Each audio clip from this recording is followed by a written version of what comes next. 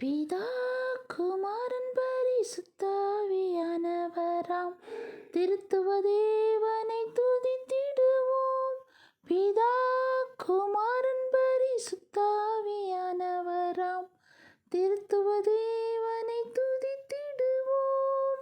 நித்தியத்தின் மகிமை பிரகாசத்தில் சேரக்கூடாத ஒளிதனில், நித்தியத்தின் மகிமை பிரகாசத்தில் சேரக்கூடாத ஒளிதனில் மூன்றிலொன்றாய் ஜொலித்திடும் பரமபிதாவை ஸ்தோத்தரிப்போம்.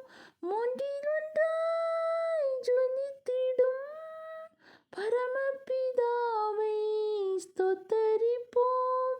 பிதா குமாரன் பரிசுத்தாவியானவராம் திருத்துவ தேவனை துதித்திடுவோம்.